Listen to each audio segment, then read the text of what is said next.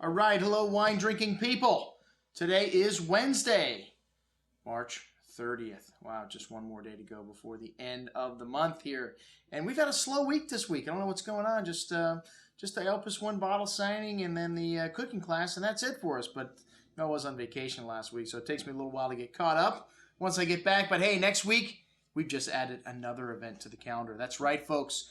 Domaine Q8, and man, I'm going to murder the pronunciation on this Hungarian wine, but Kőrös Winery, which we've got the owner, Sarah Huang, or the next generation, Anthony Huang's daughter, coming in to showcase those wines, some fabulous wines from the Loire Valley. I'm not familiar with the producer from Hungary, but supposedly one of the best in a joint partnership between them and Sepsi, with the greatest producer in Hungary.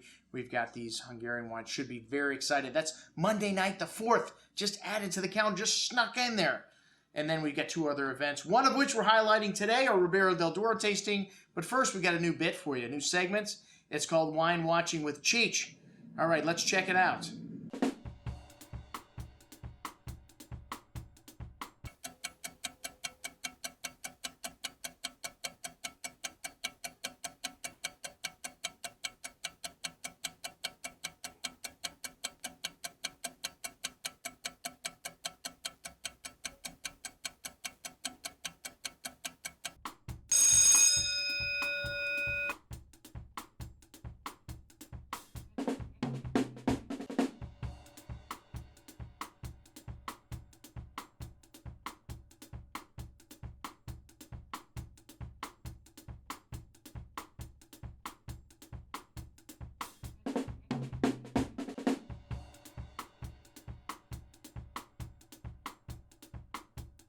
All right. Well, it's good to see that Cheech is paying attention to what's going on here at the store. And he's got his favorite wines just like I've got mine.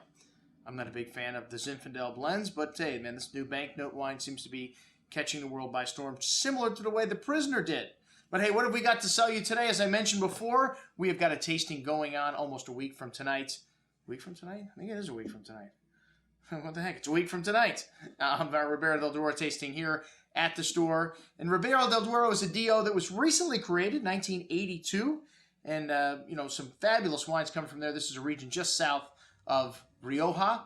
And most of the wines are Tempranillo based, but you do see a lot of blends coming from there also. Cabernet and Merlot and some other varietals creeping into the blends, but mostly Tempranillo. I think most of the wines tonight, 100% Tempranillo. Tempranillo is the great red grape of Spain, Tinto de Toro, Sensibel. It's got several different names, and there are several different clones of Tempranillo. Usually in these different regions, you'll see a different clone that does predominate. In Ribera, the Tempranillos tend to be rather big. You get this note of kind of raw steak to them, this lovely wild strawberry jam to the fruit, dark cherries, and big firm tannins. The area's most famous winery, Bodegas Vega Sicilia, was founded over 150 years ago in 1846 and 1864 rather, and this is the most famous winery in this region and the original cult wine of Spain. Hey, we've got the managing director of Vega Sicilia will be in town for the Great White Wine Seminar in just a few weeks, coming up on April 15th.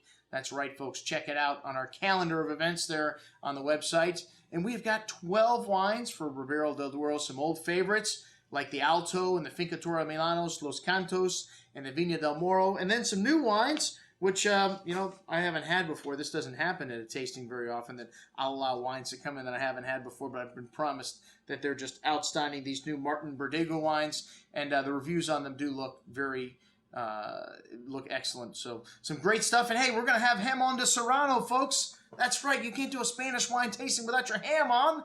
And of course, some cheese and some other tasty treats from Toni. Check it out on today's email, everything we're offering up on our Ribera Del Duero tasting. I'm your host, Andrew Lampasone, signing off for the Wine Watch, saying remember, always drink the good stuff first.